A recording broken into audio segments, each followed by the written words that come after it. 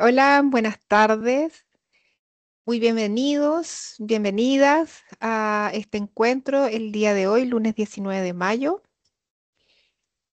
Espero estén todos bien y agradecemos su participación desde distintos lugares del país, desde distintos establecimientos. Nos corresponde hoy día abordar una temática que sentimos es el pilar eh, en, en el trabajo o en la respuesta educativa, más bien que dan los establecimientos educacionales a los estudiantes, sobre todo a quienes requieren apoyos. Se trata del trabajo colaborativo. Y este pilar fundamental lo vamos a abordar hoy día desde la perspectiva que hemos estado este último tiempo trabajando y focalizadamente, ¿no es cierto?, en temáticas en estos webinars. Entonces, el tema de hoy es transversalización de la modalidad de educación especial, diversidad como norma y no como una excepción. Trabajo colaborativo. Para ello, presento entonces a nuestra coordinadora nacional de atención a la diversidad, Francisca Cabrera, quien va a dirigir entonces el encuentro de hoy. Muchas gracias, Andrea. Bienvenidos a todos y todas. Muchas gracias por asistir, ¿cierto?, a este webinar mensual que estamos ya casi haciendo una costumbre de encontrarnos en estos espacios. Importante mencionarles que la temática a trabajar el día de hoy va a ser acompañada por unas orientaciones que van a estar disponibles en el sistema durante la semana en la página de Educación Especial, tal como hicimos, ¿cierto?, en el webinar anterior del plan de acompañamiento emocional y conductual. La invitación a estar constantemente revisando la página de Educación Especial, en donde mensualmente, ¿cierto?, vamos a estar actualizando información, actualizando orientaciones sobre la implementación del decreto 170, pero también sobre la implementación de la ley 21.545, más conocida como ley de autismo. O sea, damos comienzo, ¿cierto?, al webinar de hoy, en donde vamos a abordar, ¿cierto?, el trabajo colaborativo, pero tal como mencionaba Andrea, entendiendo que como hemos ido avanzando en el sistema, hoy en día nos encontramos en un momento de transversalización de la modalidad de educación especial, en donde la educación especial, ¿cierto?, tiene una mayor presencia en la educación regular, entendiendo que hoy en día la mayor matrícula de estudiantes de la modalidad de educación especial se encuentra en los establecimientos educacionales con programa de integración. Por lo tanto, ahí es importante entender que el momento en el que estamos, ¿cierto?, es en donde se mezcla la modalidad de educación regular en conjunto con la modalidad de educación especial y para eso, ¿cierto?, están los programas de integración escolar. La próxima, por favor.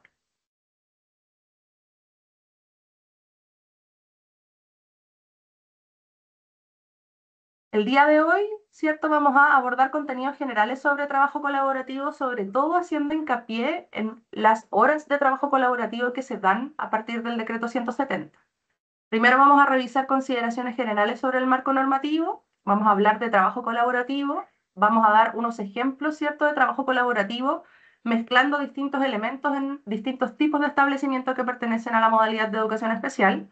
Hay otro elemento importante a aclarar, ¿cierto?, que la modalidad de educación especial hoy se encuentra en los establecimientos de educación regular con programas de integración, en las escuelas especiales de discapacidad, en las escuelas y aulas hospitalarias. Ahí también es súper importante hacer esa aclaratoria, ¿cierto? Cuando hablamos de educación en contexto de hospitalización, nos referimos también a la modalidad de educación especial y en las escuelas de lenguaje. Por lo tanto, hoy en día el sistema tiene esos 4 tipos de establecimientos asociados, ¿cierto?, a la modalidad de educación especial.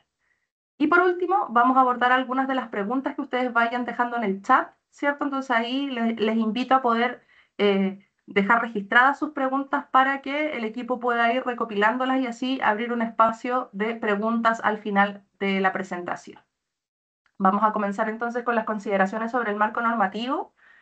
Para eso es importante entender, ¿cierto?, que la lógica del decreto 170, que es un decreto de subvenciones, implica el que entendamos que a mayor cantidad de estudiantes, mayor cantidad de subvención, y a mayor cantidad de subvención, más horas de apoyo para cada curso, ¿cierto?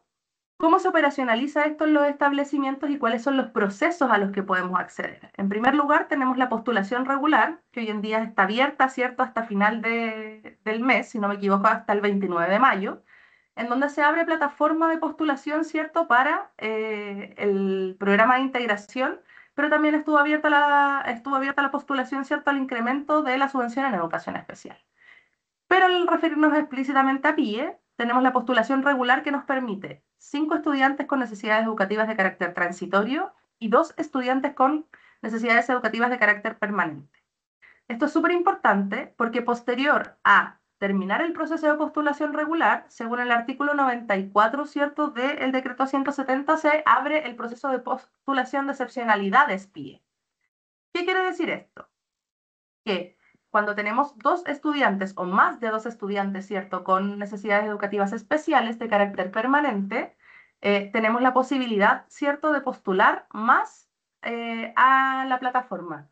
En ese caso, lo que se abre, ¿cierto?, es plataforma nuevamente y se pueden postular estudiantes, ¿cierto?, que cumplan con los criterios de excepcionalidad. Muchas veces se dice, ¿cierto?, y es un mito en el sistema, que solo se pueden postular 2 estudiantes. Ahí la respuesta, ¿cierto?, de parte nuestra ha sido como rotunda, no es así, porque eso es solo la postulación regular. Posteriormente se abre la postulación de excepcionalidades y ahí se pueden postular a los estudiantes que tengan necesidades educativas de carácter permanente y que sobrepasen estos 2, ¿cierto?, que postularon en el proceso regular. Entonces, en las excepcionalidades también hay la invitación es a preparar la postulación de excepcionalidades porque, ¿cierto?, cumplen con ciertos criterios y se necesita subir a la plataforma los formularios, ¿cierto?, los documentos necesarios para poder impetrar subvención a estos estudiantes.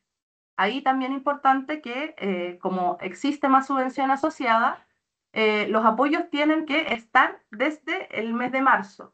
Por lo tanto, ahí tienen que ustedes ir visualizando, ¿cierto?, cómo se prepara esta postulación y también haciendo los énfasis necesarios para que sostenedores y directivos de los establecimientos, ¿cierto?, también puedan hacer las contrataciones necesarias para que estas excepcionalidades sean aceptadas. Ahí posteriormente, ¿cierto?, en el proceso de excepcionalidades también se realiza un webinar para hacer hincapié en cuáles son los procedimientos asociados a esta postulación. La próxima, por favor.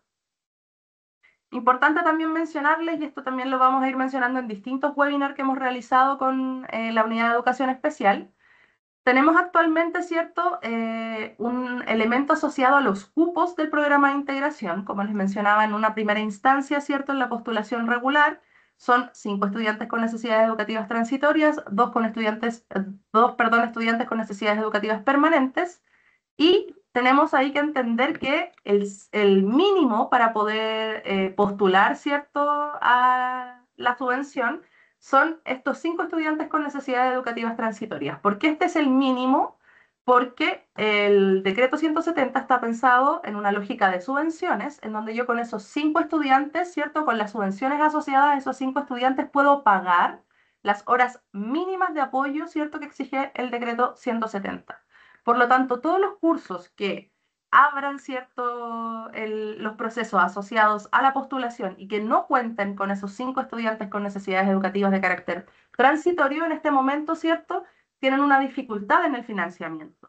Por lo tanto, también ahí la importancia de esto es poder hacer un análisis de cuántos son los establecimientos o cuántos son los cursos que tenemos actualmente sin los 5 estudiantes con necesidades educativas transitorias. Ahí mencionarles que el año 2024, que fue la última postulación de la que tenemos, ¿cierto?, todos los datos ya cerrados, hubo 50.815 cursos que postularon, ¿cierto?, a los 5 estudiantes con necesidades educativas transitorias, lo que corresponde al 62% de los cursos PIE. Por lo tanto, en la actualidad, ¿cierto?, tenemos ahí cupos disponibles que son necesarios de poder ir operacionalizando de mejor forma y pudiendo, ¿cierto?, ir recopilando la información necesaria para poder hacer la postulación. El año 2024, ¿cierto?, se registraron 81.344 cursos PIE y solo el 41%, que equivale a 33.314, completó los cupos asociados a la postulación regular, que son 5 estudiantes transitorios y 2 estudiantes con necesidades educativas permanentes. Me están diciendo que se escucha mal. Ahí me confirman, por favor, María Paz o Andrea, si eso es así. Yo escucho bien, no sabría decir. Ya, perfecto. Entonces son algunos usuarios, ¿cierto?, que tienen que visualizar ahí qué es lo que está sucediendo. Seguimos entonces. Actualmente, ¿cierto?, sobre los estudiantes con necesidades educativas permanentes, les habíamos mencionado que existen los 2 cupos asociados al proceso regular y que las excepcionalidades se postulan a partir de julio según lo indicado en el artículo 94 del decreto 170. Aquí hay un elemento también súper importante. El año 2023 postularon alrededor de 24.000 estudiantes en el proceso de excepcionalidades y el año 2024 tuvimos un incremento llegando a 33.575 estudiantes que postularon en el proceso de excepcionalidades. Importante también ahí mencionarles, estos 33.000 estudiantes hizo la postulación, se aprobó la postulación y recibieron la subvención asociada, ¿cierto?, a la subvención de educación especial asociada a necesidades educativas de carácter permanente. Por lo tanto, los estudiantes que son postulados y que su postulación está en norma, ¿cierto?, reciben la subvención asociada para poder pagar todos los apoyos, ¿cierto?, necesarios en los establecimientos educacionales. La próxima, por favor. Este elemento es relevante porque ahí también tenemos que ir entendiendo la lógica, ¿cierto?, de la subvención, en donde si bien la subvención se postula por curso, aquí saqué unos pantallazos de cómo se ve la plataforma, ¿cierto?, de postulación. La plataforma nos permite postular a los estudiantes por necesidad educativa, ¿cierto? Y esa es una postulación que se hace de manera individual. Sin embargo, tenemos al personal de apoyo, ¿cierto?, que se declara como apoyo para el curso. Por lo tanto, es necesario ir entendiendo, ¿cierto?, que si bien la subvención es individual, las horas de apoyo son para el curso en su totalidad. Por lo tanto, ¿cierto?, tenemos más cantidad de estudiantes, por lo tanto tenemos más cantidad de subvención y más horas de profesionales de apoyo. Hay que entender ahí que esto es como un pozo, ¿cierto?, de horas de apoyo que por cada estudiante que va ingresando al PIE vamos acumulando horas de apoyo, ¿cierto?, y juntando horas de apoyo para el curso en su totalidad.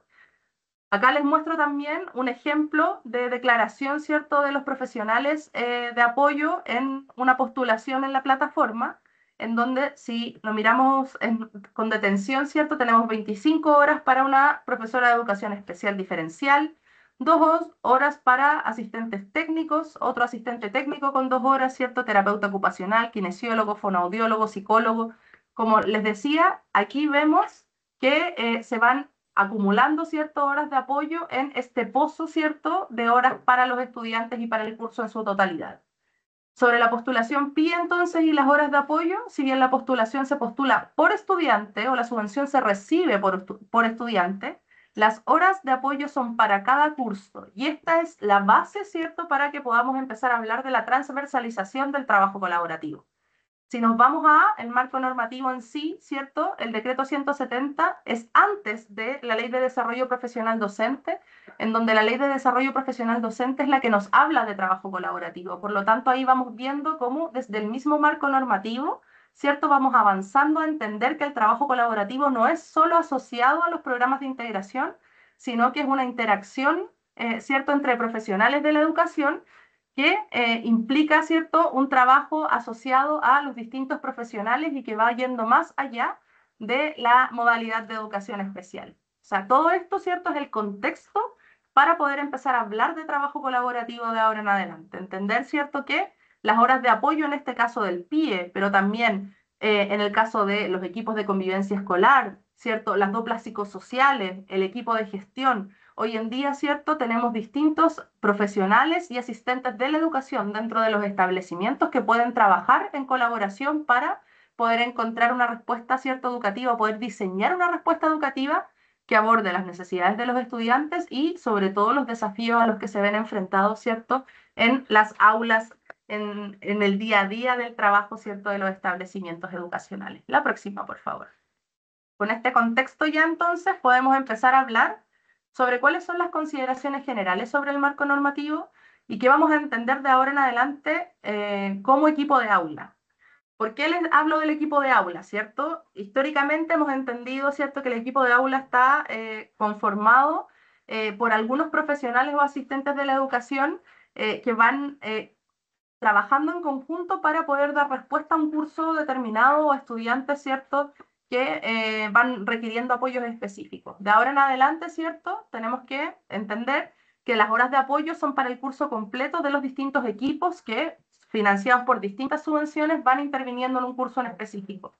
En el caso del programa de integración, ¿cierto?, al no ser por estudiante estas horas de apoyo, los equipos de aula deben trabajar para responder a la diversidad de las necesidades del curso en completo.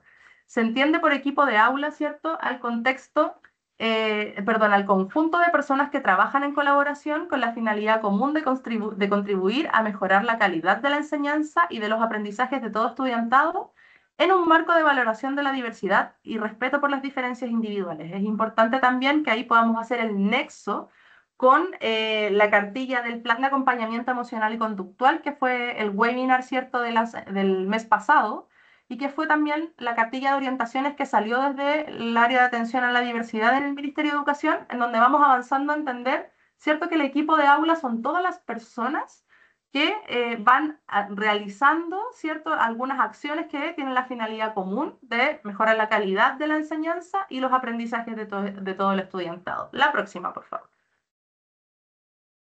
Ante esto, entonces, tenemos que la conformación del equipo de aula depende de cada realidad, ya que sabemos que en cada centro educativo, ¿cierto?, hay distintas conformaciones. En algunos tenemos programa de integración, en otros no, pero eso no significa que no hay equipos de aula, ¿cierto? En algunos establecimientos hay equipos de convivencia escolar, en otros no. Por lo tanto, sabemos que la conformación de estos equipos de aula depende de la realidad de cada centro educativo. Sin embargo, la totalidad de participantes, ¿cierto?, del proceso pedagógico de un curso son quienes componen el equipo de aula. Estos pueden ser docentes, asistentes de la educación, equipos multidisciplinarios y hasta los equipos de gestión, los directores, los inspectores, ¿cierto?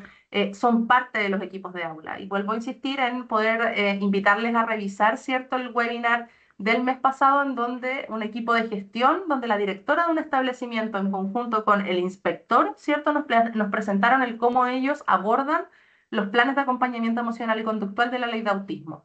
Por lo tanto, ahí ha salido harto una pregunta de quién es el responsable, por ejemplo, de la implementación de un plan de acompañamiento emocional y conductual.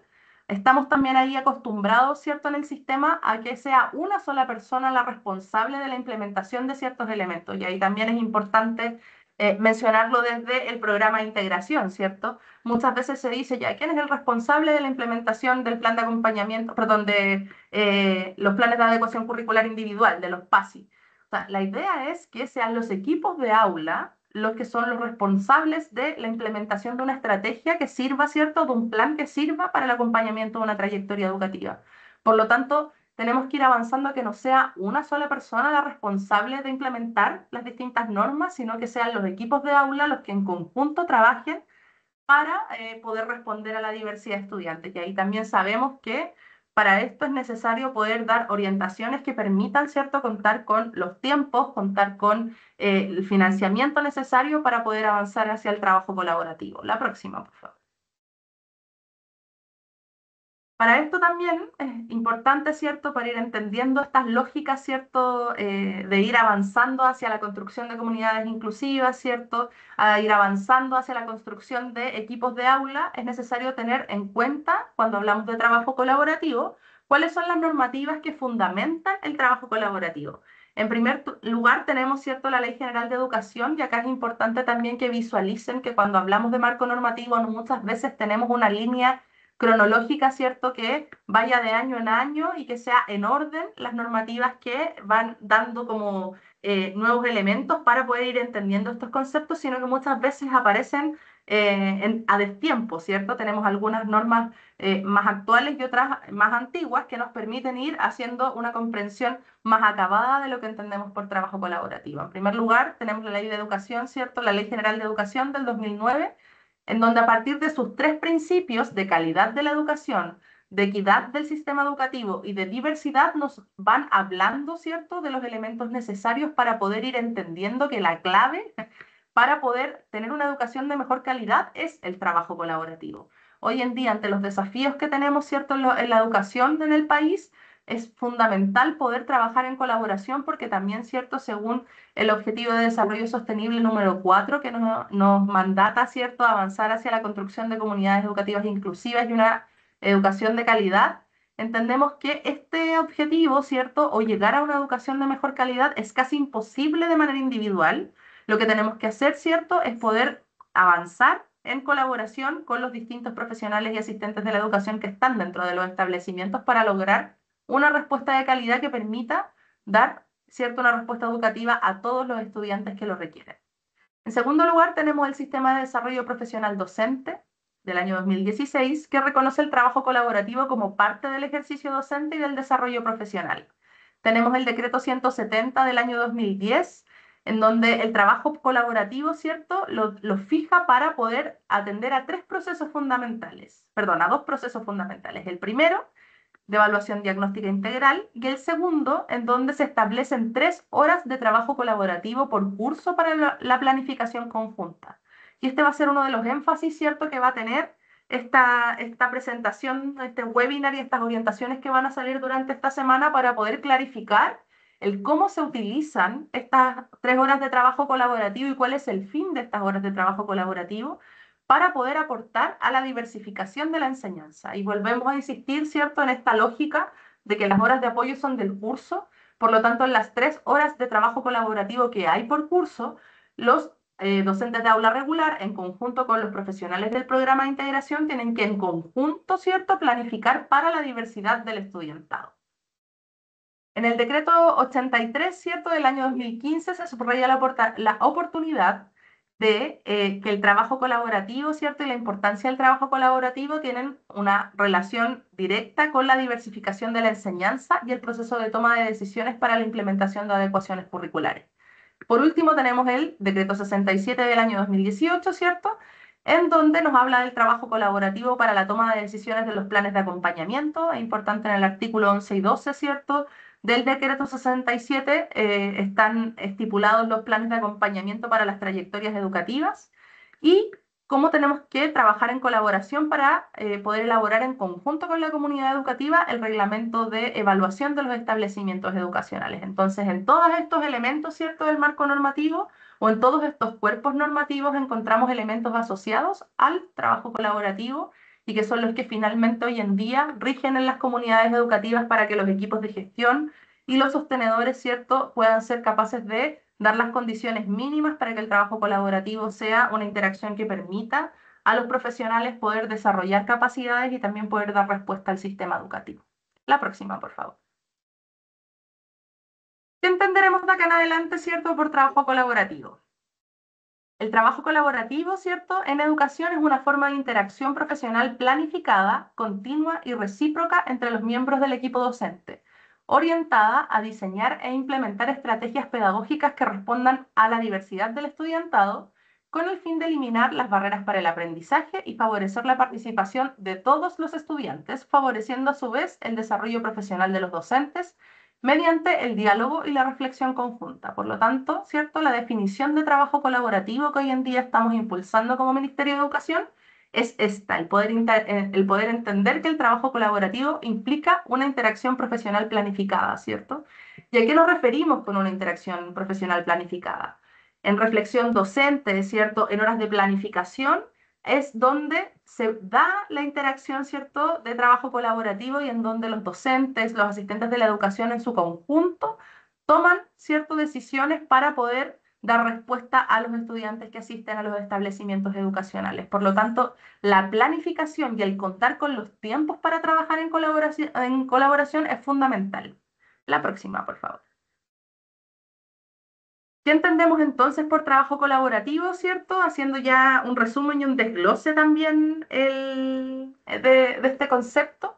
Es una interacción planificada y sistemática entre los integrantes del equipo de aula, y ahí volvemos a insistir en que la conformación de los equipos de aula, ¿cierto? Son dependiendo de los recursos humanos con los que cuenta el establecimiento, su objetivo fundamental, el objetivo fundamental del trabajo colaborativo es poder eliminar o reducir barreras para el aprendizaje y la participación. Se orienta a responder a la diversidad del estudiantado sin distinción individual, social o cultural. Se basa en la diversificación de la enseñanza, que la encontramos, ¿cierto?, en el decreto 83 y en la evaluación formativa, acorde a lo que dice el decreto número 67 de evaluación. Implica la toma de decisiones pedagógicas alineadas con los marcos normativos vigentes, promueve la corresponsabilidad profesional, y aquí vuelvo al punto, ¿cierto?, de quién es el responsable de algunos elementos o algunos dispositivos de gestión. La importancia, ¿cierto?, es poder entender que el trabajo colaborativo promueve que no haya una sola persona responsable de llevar a cabo procesos, sino que sean equipos, ¿cierto?, duplas, que toman decisiones en conjunto o realizan, ¿cierto?, codocencia, por ejemplo, para poder compartir las responsabilidades en la respuesta educativa al estudiantado. Por lo tanto, esto también permite una participación activa, simétrica y recíproca entre los integrantes de los equipos de aula. Se sustenta en el diálogo y en la reflexión pedagógica continua y contribuye al desarrollo profesional docente, fortaleciendo la reflexión crítica compartida. Y allí también un elemento fundamental es que uno de los productos, ¿cierto?, asociados a la evaluación docente nos habla del trabajo colaborativo. Por lo tanto, entender también o conceptualizarlo de esta forma nos va ayudando, ¿cierto?, a poder ir identificando experiencias de las propias prácticas, ¿cierto?, de trabajo, en donde podamos ir evidenciando, ¿cierto?, que el trabajo colaborativo es parte de las trayectorias de cada docente y que puedan también ahí utilizarlo para el producto asociado en la evaluación docente. La próxima, por favor. Y aquí entramos ya en un terreno fundamental, ¿cierto? No sé si han visto algunos elementos asociados a nuestras orientaciones. Lo importante también aquí, y sobre todo pensando en el decreto 170, ¿cierto?, es entender que las responsabilidades de los sostenedores y directivos son fundamentales, ya que son los sostenedores los que reciben la subvención asociada al decreto 170 y que en base a eso hay tipos de gastos necesarios para poder realizar con esta subvención. Por lo tanto, las responsabilidades de los sostenedores y directivos en el marco del decreto supremo número 170 son fundamentales, sobre todo en el caso de las horas de trabajo colaborativo. En primer lugar, tienen responsabilidades asociadas a la gestión de la carga horaria, en donde tienen que asignar 3 horas de planificación por curso con programa de integración escolar.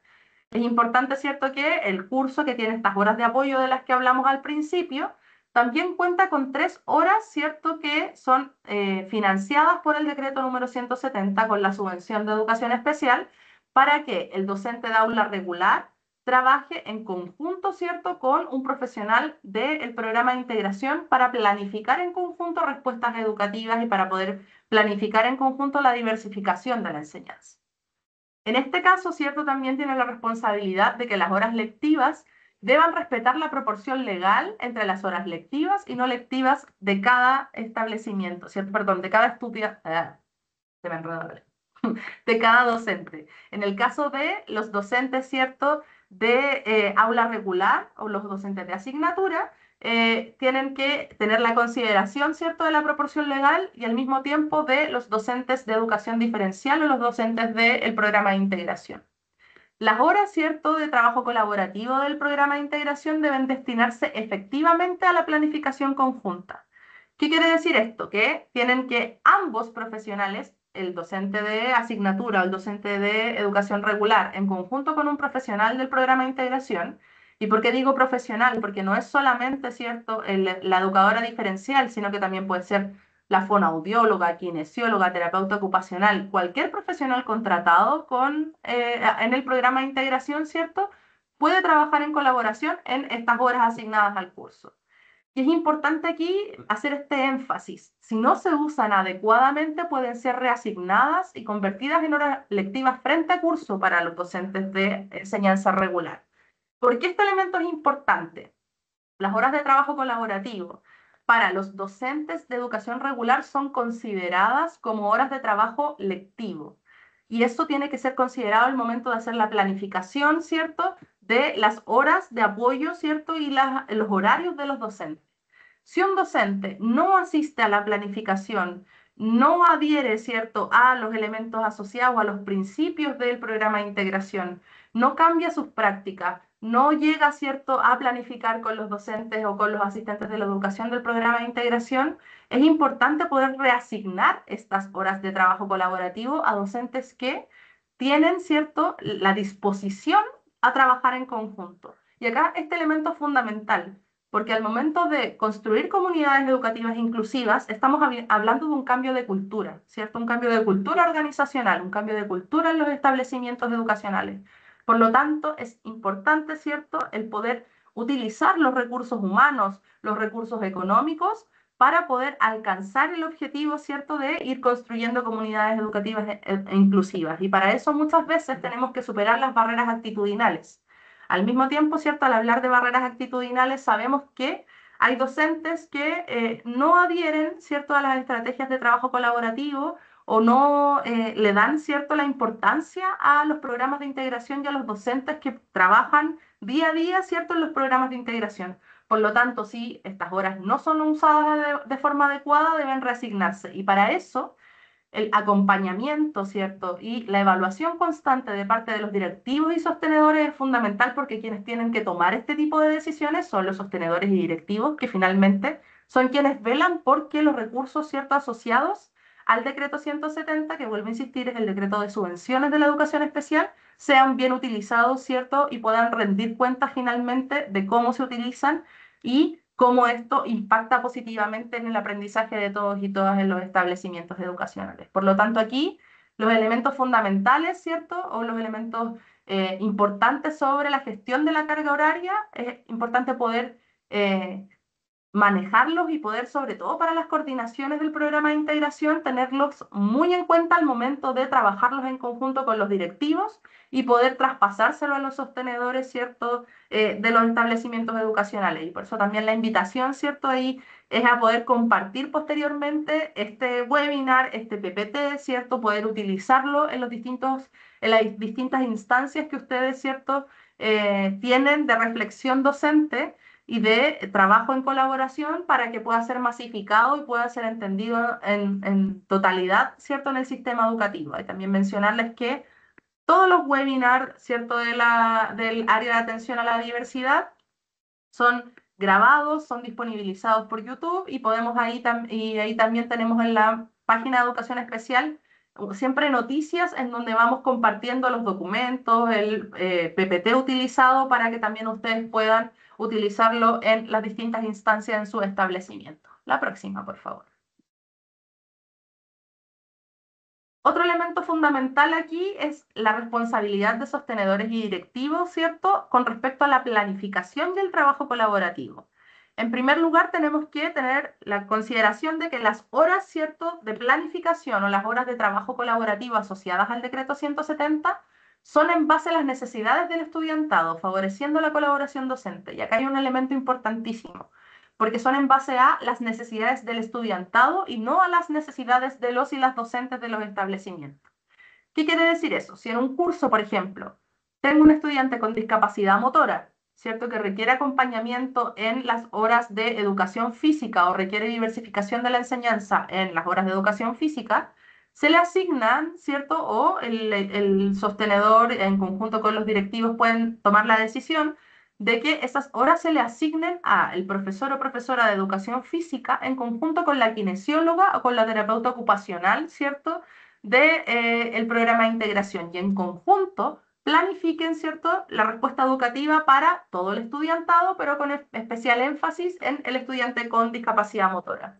Misma cosa con las educadoras de párvulo, ¿cierto?, las profesoras de lenguaje de primero o segundo básico, en donde pueden trabajar en conjunto con la fonoaudióloga. Hay otras duplas, ¿cierto?, ahí que hemos visto en el sistema de la psicóloga con el profesor de jefatura o la profesora jefe, en donde trabajan elementos más asociados a la identidad, ¿cierto?, a la valoración de la diversidad o a elementos asociados, ¿cierto?, a los distintos niveles de rango etario, en donde, no sé, los adolescentes trabajan ciertas cosas en conjunto con la psicóloga y la profesora jefe. O sea, ahí entender que estas horas son para diversificar la enseñanza en base a las necesidades de los cursos que tienen estas horas de trabajo colaborativo. Por lo tanto, un año un curso puede tener horas para el profesor de educación física, la profesora de lenguaje y la profesora de historia. El próximo año pueden ser distintas dependiendo de cuáles son las necesidades del curso.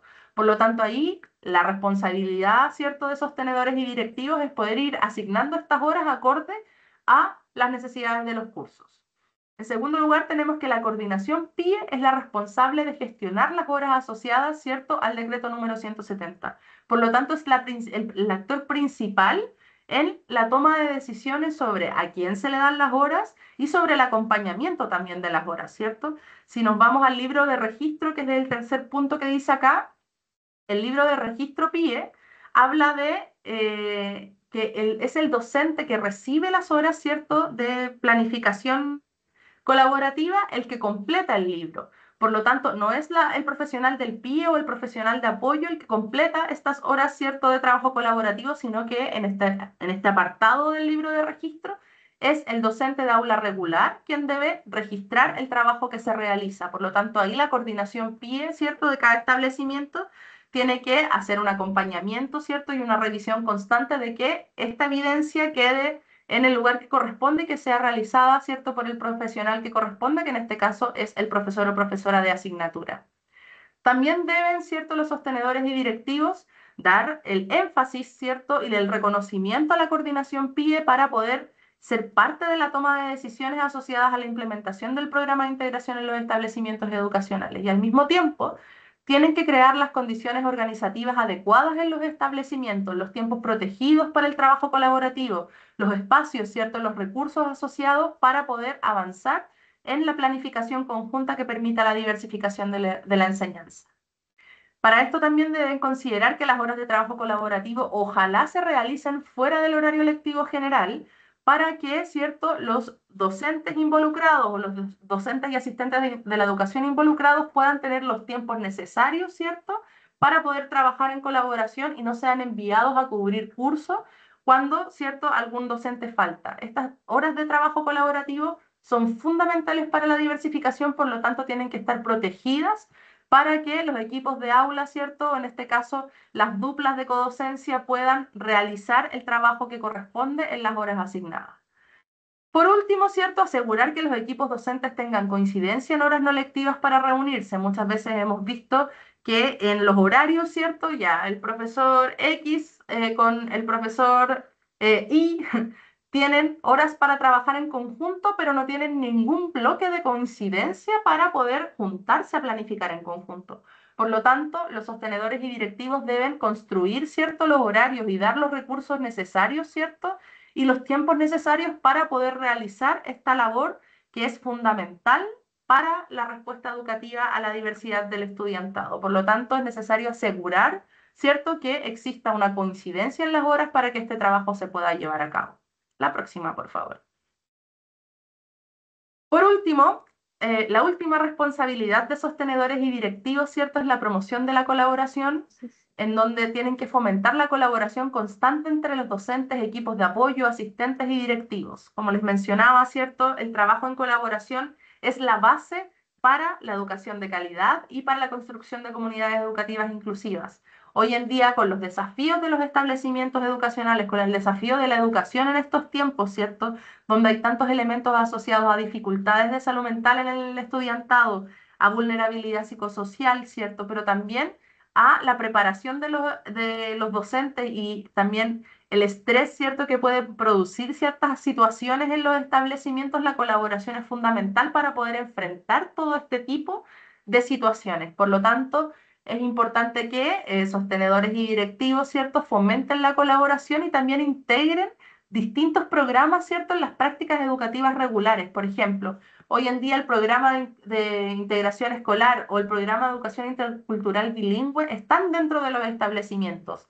Hay, ¿cierto?, profesionales de apoyo, están los educadores tradicionales que están siendo parte de los establecimientos. Por lo tanto, es importante poder transversalizar el foco de estos programas, que es poder colaborar y poder realizar cierto trabajo colaborativo para poder ir permeando a los distintos estamentos dentro de los establecimientos educativos de la importancia de responder a la diversidad de estudiantado que está dentro de los establecimientos educacionales. Por lo tanto, el último, ¿cierto?, la última responsabilidad de sostenedores y directivos es promover la colaboración de manera constante para, volvemos, ¿cierto?, y al marco normativo, poder cumplir con los objetivos del desarrollo profesional docente y poder enfrentar los desafíos de la escuela actual por medio de la colaboración. La próxima, por favor. Y también les invito, ¿cierto?, a poder ir registrando las preguntas que tengan, ¿cierto?, en el chat para poder ir recopilando esta información y poder ir respondiendo posteriormente a estas preguntas en el espacio que tengamos. Vamos a dar a continuación 4 ejemplos sacados de la vida real. Aquí hay elementos importantes de cómo hemos ido recopilando prácticas de trabajo colaborativo que pueden servir como ejemplo para los distintos establecimientos educacionales y que también van a ser parte, ¿cierto?, de las orientaciones mencionadas en un principio que van a ser disponibilizadas al sistema durante la semana. El primer ejemplo tiene que ver con el equipo de aula y el desarrollo curricular. Dice, un liceo en la región de Valparaíso se encuentra, perdón, en una encuesta de percepción institucional reveló bajos niveles de comunicación entre los distintos estamentos, generando una desconexión entre la gestión, el profesorado, estudiantes, familias y equipos de apoyo. Esta situación afectó la coherencia y la participación en la vida escolar. Por lo tanto, en este establecimiento, ¿cierto?, decidieron tomar un montón de acciones para poder enfrentar esta problemática y poder aumentar, ¿cierto?, el trabajo colaborativo y poder aumentar la comunicación entre los distintos estamentos. Para esto, implementaron mesas de trabajo colaborativo interestamentales de manera mensual, lideradas por la dirección y el consejo escolar. ¿Qué quiere decir esto? Que esta comunidad educativa, ¿cierto?, de manera mensual dijo ya, como estamos teniendo problemas de comunicación, intencionemos un espacio mensual en donde sí o sí tengamos un espacio protegido para poder colaborar, ¿cierto? Y para poder establecer este espacio de trabajo en colaboración. Y ahí es importante, tal como decíamos anteriormente, el cómo la dirección, ¿cierto?, es la que toma el liderazgo de este espacio y conduce, ¿cierto?, esta implementación de las mesas de trabajo.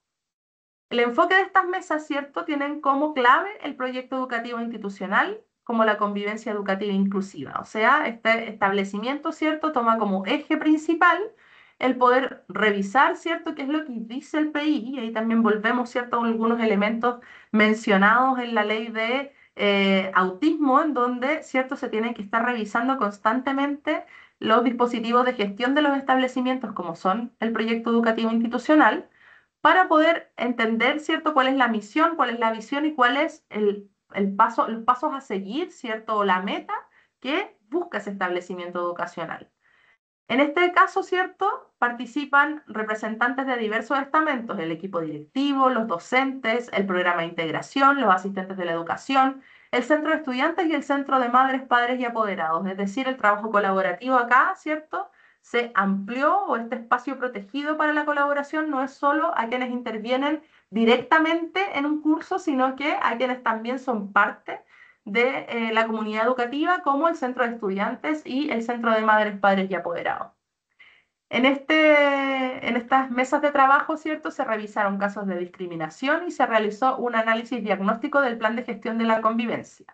Además, diseñaron en colaboración estrategias de inclusión efectiva y consensuaron acciones concretas, como capacitación al personal, campañas de sensibilización dirigidas por el centro de estudiantes y protocolos de acompañamiento para estudiantes con necesidades de apoyo.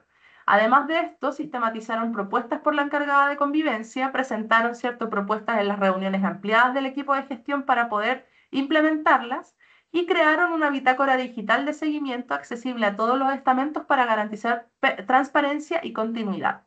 La implementación de las mesas de trabajo colaborativo ha generado importantes avances en la comunidad educativa, entre ellos el fortalecimiento de la participación activa, la promoción de la corresponsabilidad en la gestión escolar y la construcción de una cultura organizacional basada en el respeto, la inclusión y la mejora continua. Es decir, este establecimiento, ¿cierto?, lo que hizo fue revisar cuál era el problema que estaban teniendo y elaborar una respuesta para poder avanzar en una comunicación efectiva y poder, ¿cierto?, lograr los resultados que se mencionan acá al final, el poder tener una participación activa, el corresponsabilizar, ¿cierto?, en la gestión escolar a los distintos estamentos y construir una cultura organizacional basada en el respeto, la inclusión y la mejora continua. Y vuelvo a insistir en que la importancia del trabajo colaborativo tiene que ver en cómo, ¿cierto?, afrontamos en las comunidades educativas los distintos desafíos y el cómo se comparten las responsabilidades y cómo cada uno aporta a poder trabajar, ¿cierto?, en disminuir estas barreras, en poder disminuir estas problemáticas y poder en conjunto encontrar soluciones que sean efectivas, compartiendo los roles, ¿cierto? Y compartiendo también la carga laboral que esto pueda significar y ahí corresponsabilizándose de las gestiones correspondientes. El próximo ejemplo, por favor.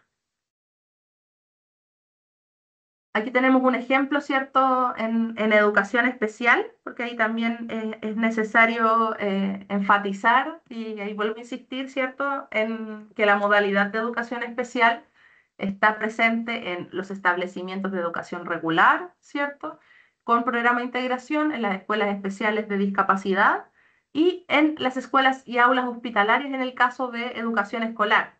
En el caso de educación parvularia, ¿cierto? Son en las escuelas de lenguaje en donde también está presente la modalidad. Por lo tanto, encontramos importante también reflejar el cómo se puede ver reflejado el trabajo colaborativo en una escuela especial. En una escuela especial de La Serena se detecta que las planificaciones y evaluaciones se realizan de forma aislada entre profesionales, lo que afecta a la coherencia pedagógica y los apoyos transversales. Frente a esta situación, la dirección instruye a la coordinación pedagógica a establecer una estructura permanente de trabajo colaborativo, articulando al equipo multidisciplinario con los equipos de aula. Para ello, se crean espacios de planificación conjunta por ciclos, con un bloque semanal de 90 minutos destinado exclusivamente al trabajo colaborativo. En el ciclo laboral se fija un bloque los martes entre 13:30 y 15 horas donde se planifican apoyos específicos y se coordinan acciones con instituciones externas, entendiendo también que al ser una escuela especial, ¿cierto? En los niveles laborales, ¿cierto? Lo que buscan es que los estudiantes puedan insertarse al mundo laboral, por lo tanto aquí el foco principal es poder articularse con instituciones externas que puedan ser centros de recepción, ¿cierto? De cupos de inclusión laboral para poder insertar posteriormente a estos estudiantes en el mundo laboral y así favorecer su transición a la vida adulta activa. Asimismo, se revisan casos críticos, se consensúan estrategias frente a las conductas desafiantes y se promueve una manera integral del proceso educativo, enfocada en el desarrollo de habilidades para la vida independiente. La dirección formaliza estos bloques colaborativos en los horarios oficiales y su cumplimiento es monitoreado mediante los registros de asistencia, planificaciones conjuntas y reportes de seguimiento. Además, se calendarizan reuniones ampliadas trimestrales para revisar los avances, dificultades y proyecciones del trabajo interdisciplinario. Gracias a esta organización, la escuela fortalece una propuesta educativa coherente, inclusiva y centrada en el desarrollo del estudiantado con un enfoque contextualizado. Acá también es relevante visualizar, ¿cierto?, que cuando hablamos de sostenedores y directivos, también las escuelas especiales tienen sostenedores y directivos que son los responsables de poder entregar, ¿cierto?, los elementos mínimos para poder trabajar en colaboración, que eran los que mencionábamos, ¿cierto?, los tiempos protegidos para trabajar, y el poder transversalizar, ¿cierto?, en todos los establecimientos, la cultura de colaboración como un elemento fundamental. Aquí también, si bien se puede ser una escuela especial, ¿cierto? No, no solo por eso se da por hecho que existe un trabajo colaborativo. Sabemos que también es un desafío en los distintos tipos de establecimientos que tiene que ver con cómo se han ido desarrollando y cómo se han ido implementando las distintas políticas públicas en los distintos establecimientos del sistema educativo. La próxima, por favor.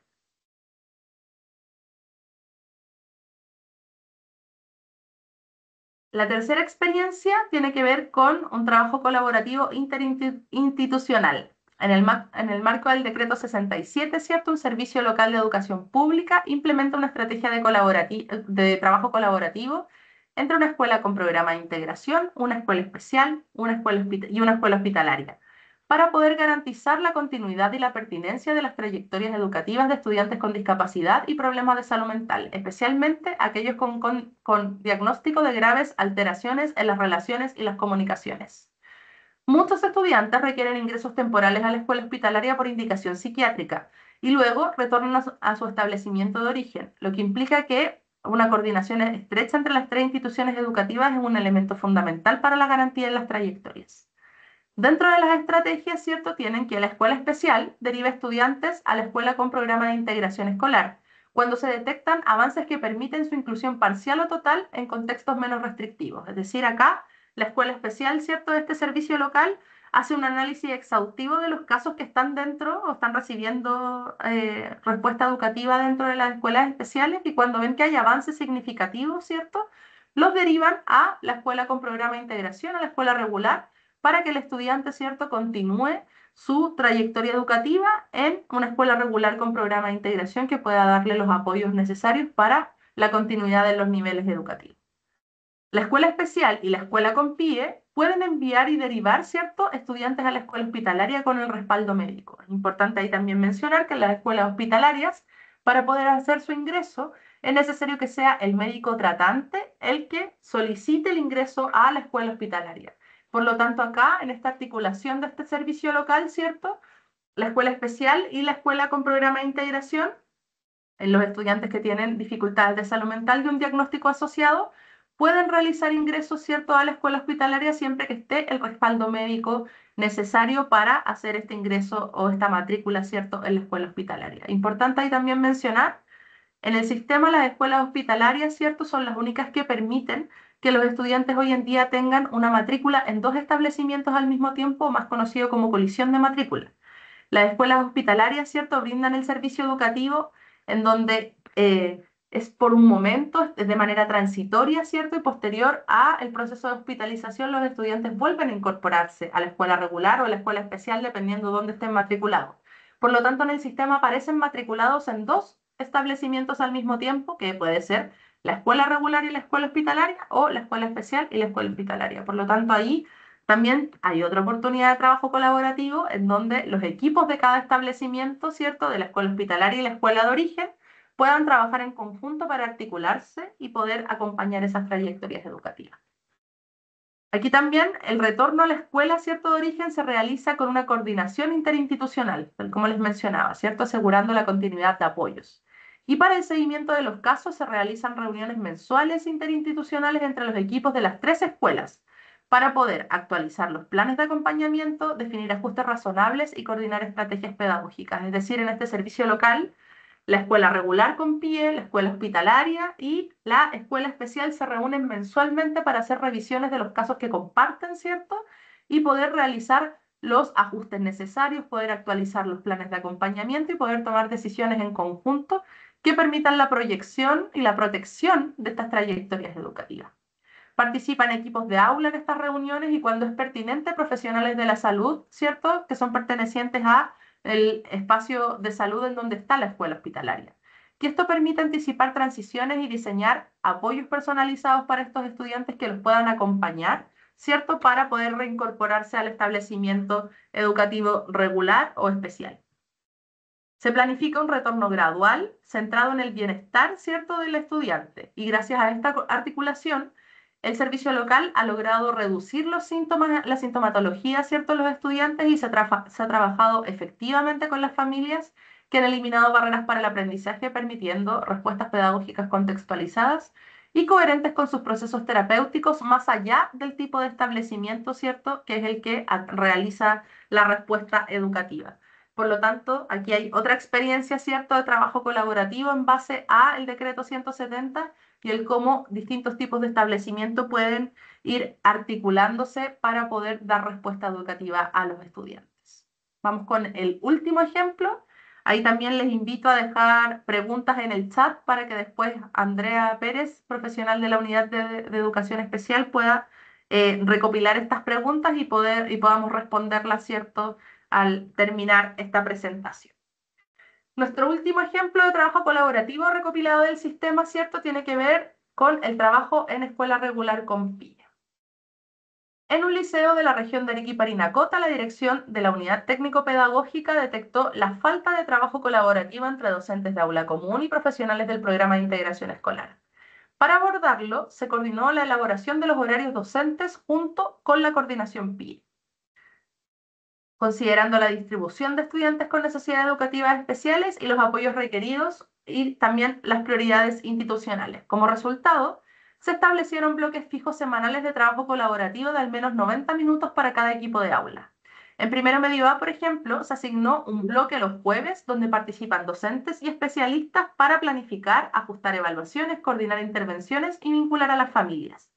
Este espacio quedó formalizado en los horarios oficiales y es monitoreado por UTP dentro del plan de mejoramiento educativo, ¿cierto? Además, se lleva un registro de acuerdos en donde se revisa mensualmente esta práctica estructural ahí, fortaleció en este establecimiento la colaboración profesional y mejoró la inclusión y los aprendizajes del estudiantado. Es decir, este equipo, ¿cierto?, de gestión, por medio de la unidad técnico-pedagógica y la dirección, coordinó la elaboración en conjunto de los horarios, ¿cierto?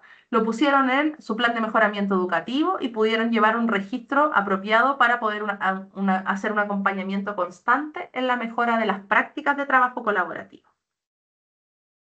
Con eso, con este ejemplo, ¿cierto? Y con todo, vuelvo a insistir, Son ejemplos recopilados de prácticas que hoy en día están sucediendo en el sistema y que nos permiten visualizar, ¿cierto?, a los equipos que constantemente están innovando para poder gestionar mejor los recursos y para poder dar una respuesta educativa pertinente al sistema. Sabemos que muchas veces se enfatiza en la necesidad, ¿cierto?, de que los docentes, de que los profesionales puedan trabajar en colaboración, pero es importante también mencionar que si sostenedores y directivos no dan los espacios para que esto se realice y no gestionan los recursos, ¿cierto?, de manera necesaria, es casi imposible que esto pueda ir funcionando.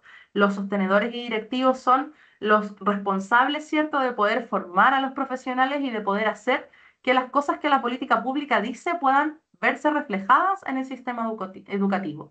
Por lo tanto, ahí también volvemos a insistir que vamos a disponibilizar este PowerPoint, esta presentación, ¿cierto? El webinar asociado y su grabación para que ustedes puedan compartirlo en las distintas comunidades educativas. A continuación vamos a dar espacio a preguntas. Ahí no sé, Andrea, cómo ha estado el chat y si puedes compartirme algunas de las preguntas para poder ir respondiendo. Mira, ha estado menos intenso que otras veces el chat. Ah, eso es bueno, Em, quizás, estamos o está siendo muy clarificando clara, cosas. o ya webinar a webinar también se van repitiendo además varias de las indicaciones, orientaciones más bien, o bien ya las personas están más a caballo en el tema, ¿cierto? Dentro de las consultas, bueno, cuando estabas inicialmente comentando, ¿cierto? Respecto de las horas del periodo excepcional para postular al programa de integración, ¿no es cierto? El periodo regular y la cantidad de estudiantes, surgieron algunas consultas. Em, Preguntaban en ese sentido, pensando en la cantidad de estudiantes que se pueden postular en el periodo excepcional, que son más de los dos, ¿cierto? ¿Hasta cuántos estudiantes se pueden integrar por curso en en este periodo, ¿no? Si son más de dos, ¿hasta cuántos? Si es que hay un límite. Ahí la respuesta es súper importante a esa pregunta porque no existe un límite actualmente de cuántos estudiantes se puedan postular. Sabemos de experiencias de establecimientos que tienen, aparte de los dos postulados, ¿cierto?, en el periodo regular, hasta 10 o 15 estudiantes con necesidades educativas permanentes que reciben subvención, ¿cierto?, en el curso con programa de integración. Entonces ahí también es importante el poder volver a enfatizar en la responsabilidad de los sostenedores y directivos, porque hemos visualizado que hay sostenedores que han incorporado la práctica de la postulación de excepcionalidades, por lo tanto, diseñan los procesos de postulación de tal forma que cuentan con las horas mínimas de apoyo, ¿cierto?, para poder ser aceptados, porque hay también un elemento súper importante. Los estudiantes, ¿cierto?, que se postulan en el periodo de excepcionalidades deben contar los cursos con las horas para poder atenderlos. Tenemos, ¿cierto? Este pozo de horas que se va acumulando. Si tenemos los 5 estudiantes transitorios, ¿cierto? Son 10 horas mínimas con GEC y 8 horas mínimas sin GEC. Por lo tanto, ahí por cada estudiante excepcional que se vaya postulando, tenemos que ir calculando que al menos tienen que haber 3 horas más de apoyo. Por lo tanto, los sostenedores, ¿cierto?, que visualizan esto y que planifican la postulación de excepcionalidades, desde marzo ya cuentan con estas horas de apoyo para poder ser aceptados, ¿cierto?, las excepcionalidades y poder recibir los recursos asociados. Porque también ahí volvemos a insistir, este decreto es un decreto de subvención por diagnóstico, que lo que hace es asignar una subvención específica a los estudiantes para poder contratar horas de profesionales, entre otros gastos, ¿cierto? Pero la base es la contratación de profesionales para los apoyos específicos. Por lo tanto, uno de los elementos fundamentales es poder hacer el análisis de cuántas horas de apoyo cuenta el curso y en base a eso, si es que hay o no disponibilidad para postular excepcionalidades, y si no la hay, ¿cierto? Es el sostenedor el que tiene que realizar contrataciones para poder postular estas excepcionalidades. Entonces ahí no existe un límite de cuánto, ¿cierto?, por curso, pero también es importante mirar los criterios de postulación de excepcionalidades, porque, por ejemplo, yo tengo, ¿cierto?, la postulación, en la postulación regular, en un curso postulé a los dos estudiantes con necesidades educativas de carácter permanente Y en el otro no postulé a nadie. Ya en el quinto A postulé dos, en el quinto B no postulé ningún estudiante con necesidades educativas permanentes. Por lo tanto, al momento de postular a una excepcionalidad, ¿cierto? Si tengo el quinto A con 2 y el quinto B con cero, si quiero postular dos excepcionalidades en el otro curso, ¿cierto? Me va a decir, bueno, aquí no hay un criterio, ¿cierto?, que nos permita hacer esta postulación. Por lo tanto, ahí también vuelvo a insistir en que les invitamos a revisar todos los webinars que hemos venido realizando desde que se implementó ya el decreto. Hay uno en particular de diciembre del año 2022 que nos habla de la matrícula SAE-PIE, que nos muestra, ¿cierto?, lo necesario que es el poder realizar la matrícula de los estudiantes visualizando cuáles son los estudiantes con necesidades educativas permanentes y en qué cursos van a quedar para poder cumplir con los criterios de excepcionalidad. Entonces ahí también hay que hacer una revisión exhaustiva de este tipo de decisiones y el poder, ¿cierto?, incorporar estrategias que nos permitan que la postulación de excepcionalidades sea lo mejor posible, lo más rápida posible, ¿cierto? Porque ahí también se adjuntan algunos elementos a la plataforma que son los que finalmente se revisan para poder asignar, ¿cierto?, la subvención correspondiente. Ahí, tal como les mencioné antes, no hay un límite y vamos a hacer un webinar, ¿cierto?, explicativo cuando el proceso de postulación regular acabe y podamos planificar, ¿cierto?, el proceso de postulación de excepcionalidades PIE. Completísima la respuesta. De hecho, yo creo que respondiste a algunas otras consultas también en ella, pero de todas maneras te voy a leer la consulta que seguía después, que se refiere a la cantidad de horas que se tienen que declarar, ¿no es cierto?, para la postulación. Si en el proceso regular la pregunta es, ¿se colocan solo las horas cronológicas de los especialistas asociados a estos cupos máximos? Cinco transitorios y dos permanentes. Entonces se tendrían que agregar las horas para el periodo excepcional, las horas de apoyo se tendrían que agregar después. ¿Sería eso? O sea, con respecto a esa pregunta, tenemos dos tipos de respuestas, dependiendo, ¿cierto? Si las contrataciones están desde marzo y se va a hacer una postulación de excepcionalidades posteriormente, la idea es que se declaren todas las horas de apoyo que tiene el curso. No importa si quedan, ¿cierto? No sé, vamos a hacer un caso muy hipotético, pero si se postulan después 10 estudiantes en excepcionalidades y eso incrementa, ¿cierto?, 30 horas de apoyo o ya 35 horas de apoyo. Si quedan registradas en el proceso regular, no es problemático porque posteriormente, ¿cierto?, se va a ver reflejado eso en la postulación de excepcionalidades. Va a quedar ahí en plataforma. Por lo tanto, ahí también la invitación es a poder gestionar los recursos de la mejor manera posible y si ya cuentan con las horas, ¿cierto? Poder declararlas tal como están en SIGE, ¿cierto? Si ya las declararon, poder dejarlo todo listo para la postulación de excepcionalidades. En el caso de que se vayan incorporando los profesionales posterior, ¿cierto?, a que se cierra plataforma para el proceso regular, ahí también la indicación es que estos profesionales sean como registrados en el SIGE y que posterior a eso, en la apertura de plataforma, ¿cierto?, se declaren las horas que se aumenta, ¿cierto?, por curso para la postulación de excepcionalidades. Entonces yo creo que ahí tenemos dos tipos de respuestas. Cuando los profesionales ya están contratados o cuando se van contratando a lo largo del año, ¿cierto?, para tener las cantidades de horas mínimas necesarias para que fueran aceptadas la postulación de excepcionalidades. Ahí también es un tema de cómo se gestiona, ¿cierto?, en cada establecimiento y cuáles van siendo las decisiones que van complementando, ¿cierto?, para poder realizar esta postulación. Gracias, Fran. Y a propósito de horas también, por ejemplo, en el caso de estudiantes con necesidades educativas asociadas, perdón, permanentes, si solamente hay estudiantes con este tipo de necesidad en un curso, entonces tendría que declarar 13 horas, 16 horas para uno o dos estudiantes con necesidades permanentes. Ahí volvemos, ¿cierto?, a las decisiones de gestión. Es importante visualizar también, yo creo que es ponerle un poquito el termómetro también a la situación actual en la que nos encontramos. Yo me hago la pregunta también a veces, ¿en un curso de verdad no hay estudiantes con necesidades educativas transitorias? O sea, sabemos que en la actualidad y sobre todo post pandemia hay un montón de necesidades educativas, ¿cierto?, que requieren una respuesta específica. Y ahí también muchas veces la visualización, ¿cierto?, si el sostenedor abre o no abre, ¿cierto? Un curso PIE en el caso de tener solo dos estudiantes con necesidades educativas permanentes. Ahí también, ¿por qué hablábamos en la diapositiva de los 5 mínimos? Porque finalmente, plataforma PIE, ¿cierto? Parte desde esta base, desde estos 5 mínimos. Por lo tanto, si yo solo postulo dos, tengo que declarar las horas mínimas de apoyo igual. O sea, si yo tengo estos dos, son 10 horas, ¿cierto? Si yo tengo GEC. Si son 5, son 10 horas si yo tengo GEC.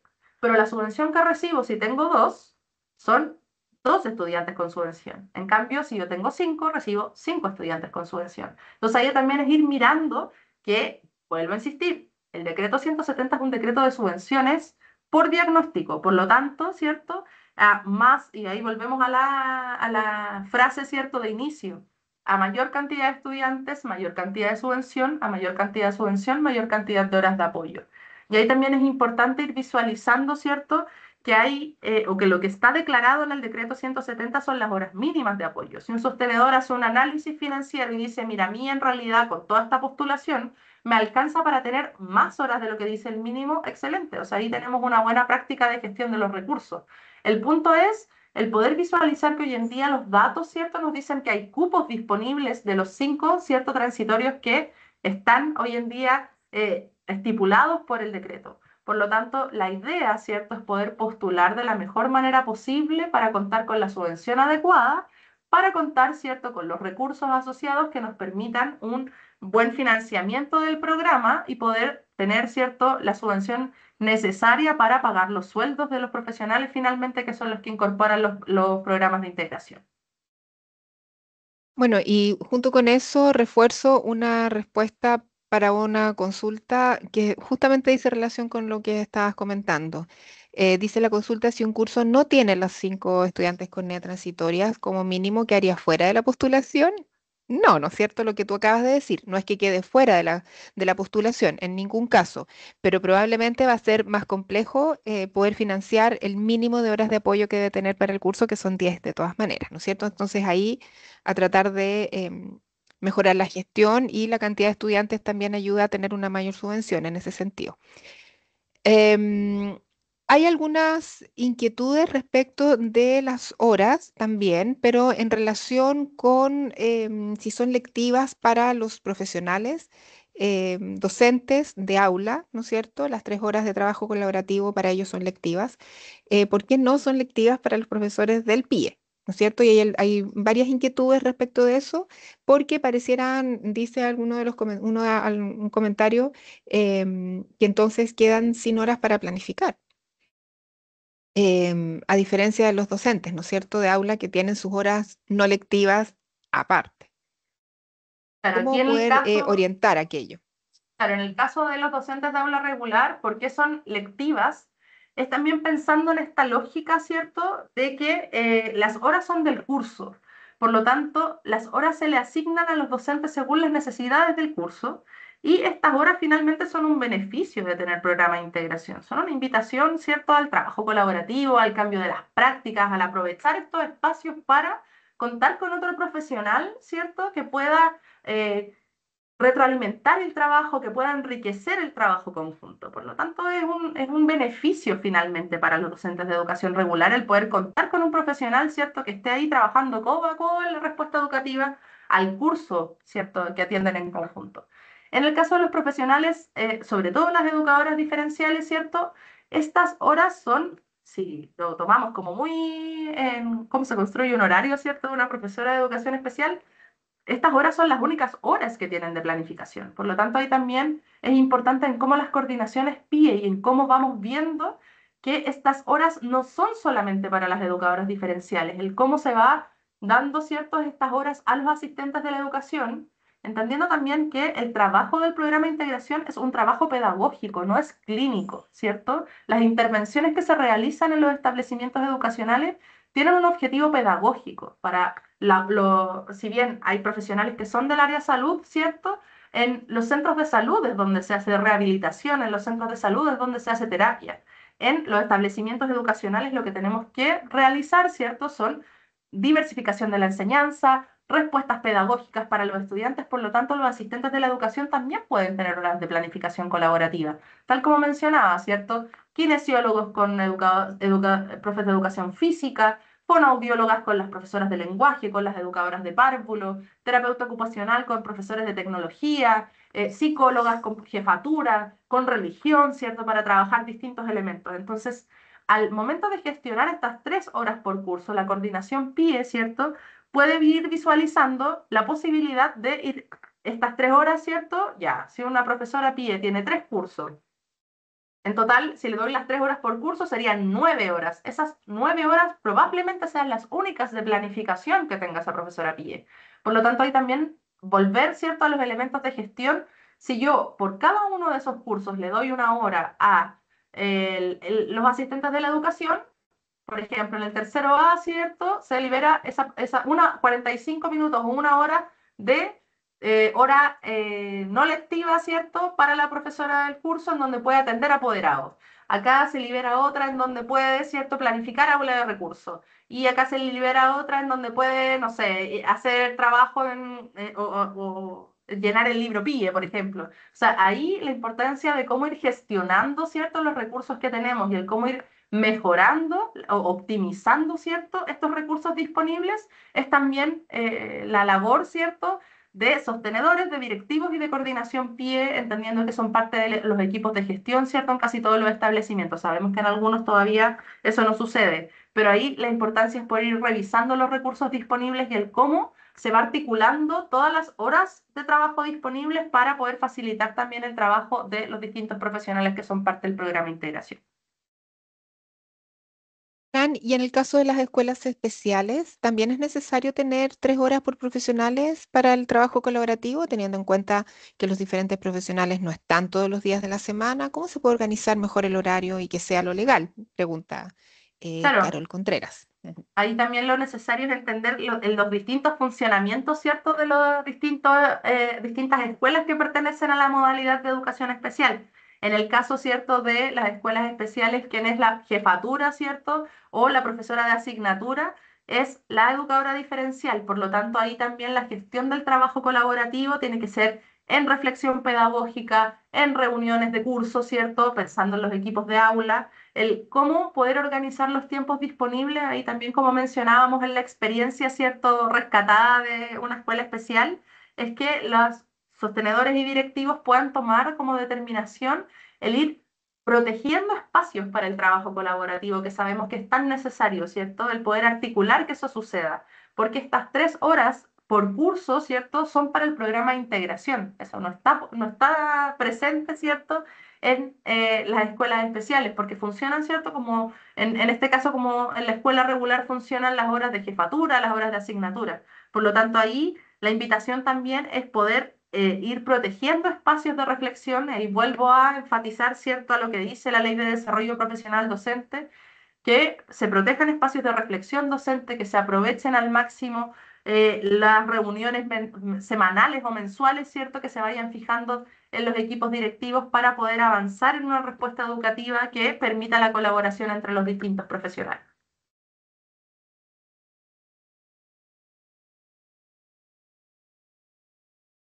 Gracias, Fran. Completísimas tus respuestas, reitero. Han hecho algunas otras preguntas que ya has respondido porque se repiten, ¿no es cierto?, con las primeras. Am, claro, está esta duda y sigue estando, ¿no es cierto?, esta inquietud respecto de los estudiantes que se postulan en el proceso excepcional, que no es el regular, ¿no es cierto?, que está hoy día todavía abierto.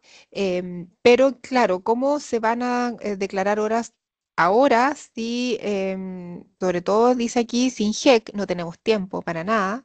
¿Por qué se van a subir estudiantes en agosto si la atención parte desde marzo? Están todavía con esa inquietud. Em, Pero ahí yo creo que también es sí. importante como mencionar que esta posibilidad de excepcionalidades, ¿cierto?, siempre ha estado en el sistema y que el poder subir a los estudiantes en esa fecha, ¿cierto?, implica que van a recibir la subvención. Por lo tanto, ahí es pensando también en cómo está diseñado el decreto 170, las horas de 10 en tardes de marzo, eso también lo hemos enfatizado en distintas acciones formativas, en distintos webinars, en distintos documentos, Y ahí también lo importante es que al postularse, ¿cierto? Y al ser aceptada la postulación, reciben la subvención necesaria para poder dar los apoyos específicos. Por lo tanto, ahí también vuelvo a insistir en esta lógica, ¿cierto?, de subvenciones y de horas de apoyo, es cómo poder ir incrementando este pozo de horas por curso que nos permita responder a todos los estudiantes. Yo sé que muchas veces no tiene quizás lógica temporal, pero la lógica está asociada al ser un decreto de subvención y el cómo se puede ir dando el recurso, ¿cierto?, a los establecimientos educacionales para las contrataciones correspondientes. Mira, por ahí hay un comentario respecto de lo que tú estás dando, diciendo, ¿no es cierto?, respondiendo respecto de estas horas que se puedan declarar en la totalidad durante el periodo excepcional, independiente que después se puedan postular más estudiantes, ¿no es cierto?, en el periodo excepcional, con horas que ya están declaradas. Pareciera que también responden diferentes desde Ayuda a Mineduc en relación con no necesariamente declarar las horas inmediatamente en marzo. O ahora en abril, en marzo no, en abril, mayo todavía, ¿cierto? De todas maneras, yo solamente como para no reiterar si ya lo has comentado, ¿no es cierto? Solamente insistir en ese caso que depende de cada contexto, depende de cada establecimiento. No es que deban necesariamente de declararse todas las horas en el periodo regular. Si a veces en ese momento uno no sabe cuántos estudiantes va a presentar en el periodo excepcional, después tampoco, ¿no es cierto? A veces sí, a veces todavía no se saben. Si es que ya tiene las horas contratadas, las puede registrar inmediatamente todas. Si todavía no sabe cuántas horas o prefiere hacerlo después, no hay problema, hágalo después. ¿Sí? No es que esté erróneo en ese sentido, ni sea una indicación errada o diferente. Sí, Em, exactamente, Andrea. Yo creo que lo importante también ahí es que en este caso, ¿cierto? Lo importante es que las horas estén al momento de la postulación de excepcionalidades. Si las declararon antes o las declararon después, es algo que da un poco, no es relevante para la aceptación de la postulación. Lo relevante es que al momento de la postulación, ¿cierto?, las horas sean coherentes con la cantidad de estudiantes y eso permita realizar, ¿cierto?, la aceptación de la postulación. Entonces, si la declaran en marzo, o sea, en marzo, ojalá durante el periodo en hubiésemos que se podido regir regular. la plataforma en marzo, no, en abril, mayo, ¿cierto? Si las declaran ahí, ningún problema. Si las declaran al abrir, ¿cierto?, al reaperturar plataforma para la postulación de excepcionalidades, ningún problema tampoco. Finalmente, lo importante es que estén las horas. Y lo importante es que los estudiantes estén recibiendo sus apoyos, ¿no es cierto? Exactamente. Ahora preguntan de un establecimiento técnico profesional. A propósito de lo que tú comentabas de pasar estudiantes de un curso a otro o cambiar estudiantes de un curso, ¿no es cierto?, donde estén los apoyos, los recursos ya, ¿no es cierto? Es complejo, mencionan, ¿no es cierto?, en un liceo técnico profesional cambiar de curso porque ahí hay especialidades que eligen los propios estudiantes, a veces no es fácil. También eso es una recomendación, ¿no es cierto? No es que se deba cambiar de curso necesariamente, sino que más bien es una recomendación y siempre lo que nosotros insistimos es que el establecimiento, el equipo de aula, los equipos profesionales, ¿no es cierto?, dentro de la escuela puedan tomar las decisiones porque son quienes mejores conocen su contexto y las necesidades de los estudiantes y la organización que tiene la escuela, ¿no?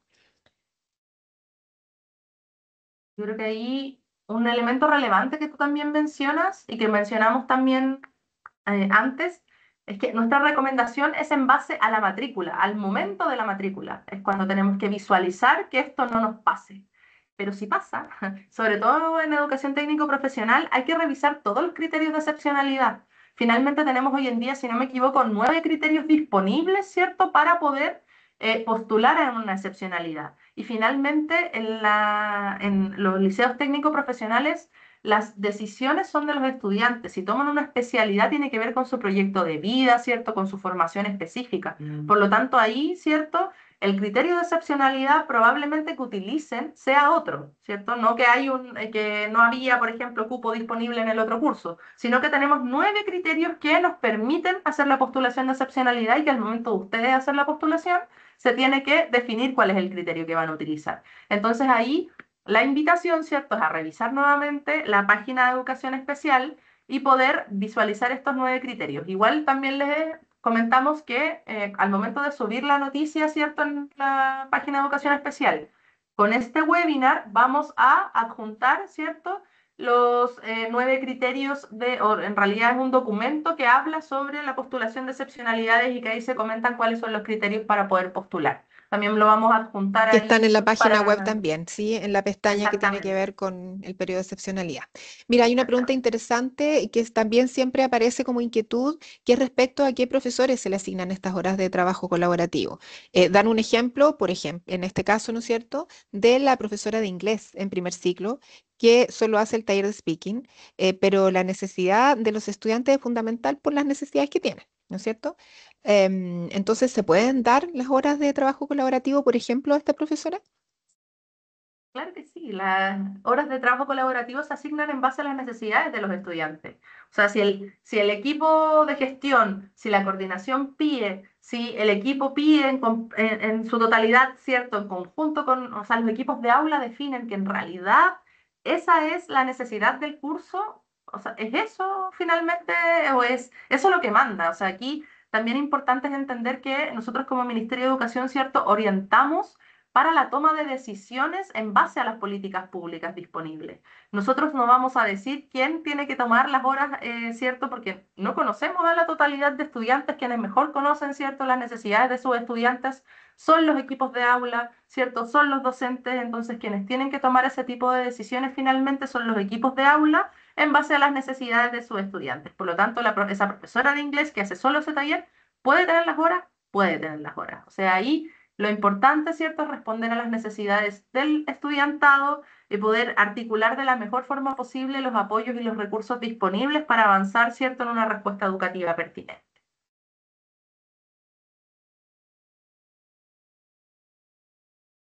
Cierto.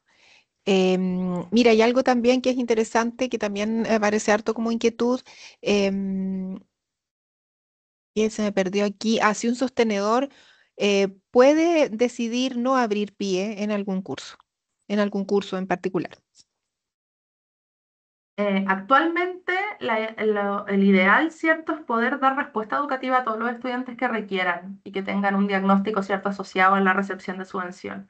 Ahí también depende de cuáles son los argumentos del sostenedor para poder tomar ese tipo de decisiones, porque conocemos, ¿cierto?, que en la realidad muchas veces hay sostenedores que deciden no tener pie de séptimo en adelante, ¿cierto?, o no tener pie en enseñanza media cuando los estudiantes están para poder ser matriculados, para poder recibir los apoyos y lo que necesitan también los apoyos. Ahí lo importante también es que podamos fortalecer el sistema.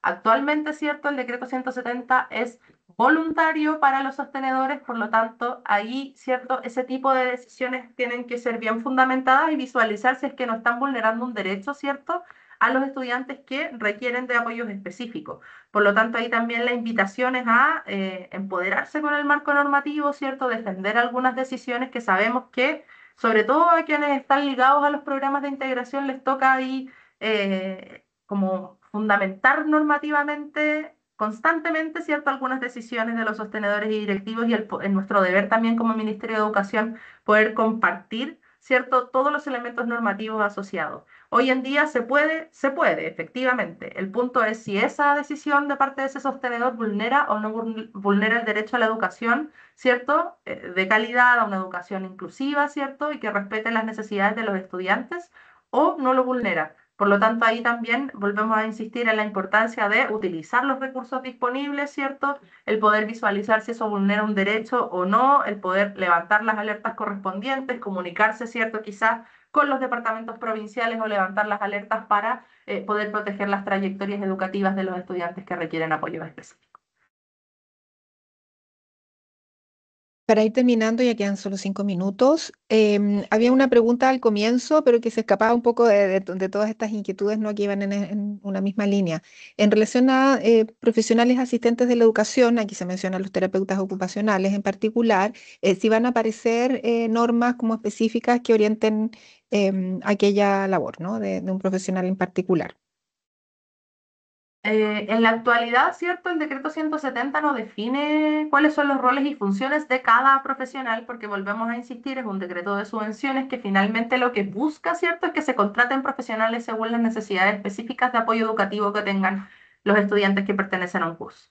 Sin embargo, tenemos un documento de orientaciones, ¿cierto?, para asistentes de la educación que da ciertas líneas en donde se pueden identificar, ¿cierto?, los roles asociados al proceso de evaluación, los roles asociados al trabajo colaborativo, ¿cierto?, a los apoyos específicos y que hoy en día están disponibles, ¿cierto?, en la página de Educación Especial del Ministerio de Educación. Por lo tanto, ahí también, Andrea, quizás tenemos la oportunidad de volver a compartirlo cuando hagamos la noticia de este webinar y tal como tú decías, en honor al tiempo, ¿cierto? Vamos a ir cerrando, vamos a agradecer también la participación de todos y todas, también agradecemos las preguntas que estaban súper interesantes hoy día, el poder también invitarles a compartir estos espacios, ¿cierto? Que se están dando mes a mes en la Unidad de Educación Especial, ¿cierto? En la Coordinación Nacional de Atención a la Diversidad para poder ir compartiendo, ¿cierto? Y masificando estos espacios que estamos haciendo para poder aclarar algunos elementos normativos, ¿cierto? Que están instalados en el sistema para, en primer lugar, ¿cierto? Mejorar la calidad de los apoyos de los estudiantes, pero también para poder entregar mayores como datos importantes a nivel de implementación normativo, ¿cierto? Que les permitan a los profesionales que cumplen roles en los programas de integración poder optimizar los apoyos que realizan y a los sostenedores y directivos, sobre todo, poder informarles de cuáles son sus responsabilidades al momento de firmar un convenio con el programa de integración, ¿cierto? Y recibir las subvenciones correspondientes. Así que muchas gracias por la asistencia y les invitamos a revisar constantemente, ¿cierto?, la página de Educación Especial, sobre todo esta semana que vamos a disponibilizar, ¿cierto?, la actualización de orientaciones del decreto 170, vamos a disponibilizar la cartilla 2 sobre trabajo colaborativo, que son los puntos esenciales que trabajamos hoy día, y también invitarles a compartir, ¿cierto?, con los distintos profesionales, a compañeros de universidad, de trabajo, ¿cierto?, que actualmente estén en la modalidad de educación especial, que puedan visualizar, ¿cierto?, este webinar y que puedan compartir los documentos que son muy necesarios para poder transversalizar, ¿cierto?, la modalidad y poder dotar al sistema de capacidades para poder defender, ¿cierto?, sobre todo el marco normativo que hoy en día nos permite dar respuesta educativa a los estudiantes con discapacidad y con necesidades educativas especiales. Así que muchas gracias por la asistencia el día de hoy y nos vemos el próximo mes.